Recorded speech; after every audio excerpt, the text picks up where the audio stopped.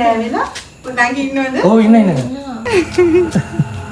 දුලීකා කියලා කෙනෙක් ඉන්න. අනේ පොඩක් කතා කරන්නකෝ. අම්මේ. දුලීකා කියන්නේ මිස්ද? මිස් මේ අපි ආවේ පොඩි පණිවිඩයකට ආවේ. මිස් සල්ලි වගේක් ගන්න පොඩ්ඩක් බලන්න ආවේ. සිංගිති කියලා කෙනෙක් දන්නා? එයා තමයි කිව්වේ. වාහන ඉන්න අපිත් එක්ක. අකුල මොකද වෙලා මේ බහින්න බෑකව පොඩ්ඩක් කතා කරන්න කියලා කිව්වා. කවුද නංගි? ඔව්. ඔව් සිංගිති කියලා කිව්වා. පොඩක් ඉන්නවද? ඔව් ඉන්න. ඔව් කතා කරනවා. ඔයාලට කතා කරන්න බහින්න දෙයක් නැහැ කියලා.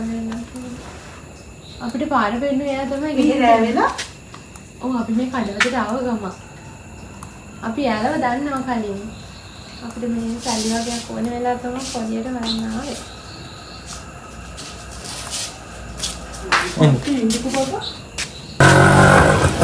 අද බර්ත්ඩේ එකද?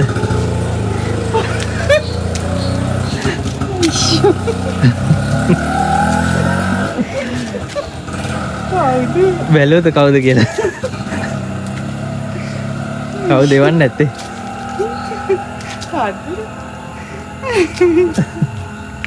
දුටුවාම මුල් දවසේ ඇස්මලින් කී කතා සිටියාට නොකියාම මට තේරුණා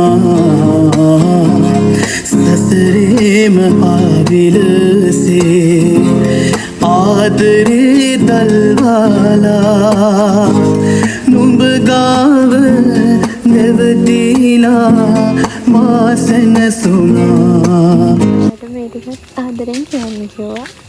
මගේ ජීවිතේ මට ලැබුණු වටිනාම සහ සුන්දරම තෑග්ග වුණු මගේ ආදරණීය බිරිඳට සුබම සුබ උපන්දිනයක් වේවා.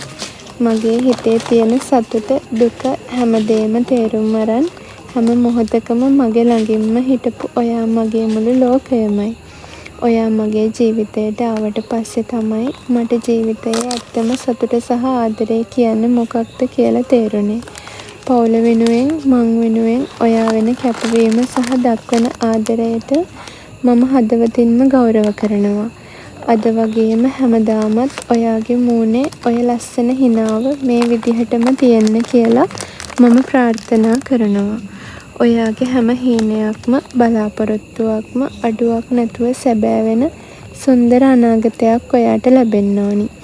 එන හැම බාධාවකදීම ප්‍රශ්නයකදීම ඔයාගේ අත නැහැර ළඟින්ම ඉන්න මම හැමදාම බැඳිලා ඉන්නවා.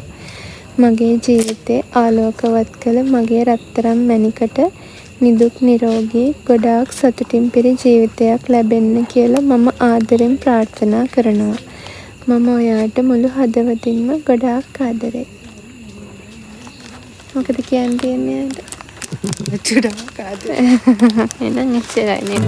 නැතමා පරතක් ඔබ හට කෙරුවේ මෙතුවක් කල්මා නිහඬව සිටී මා නිවැරදි බව ඔබ දැනගනී කියා ඔබ යලි ඒවේ කියා කියන්න බැරිදේ ලියා නැවන්නම් කියවා හඬනු එපා සිත තුළ සිදුවී සිඳලුන නොහැකි ආදර හැඟුමන් ලියා එවන්නම් කියවා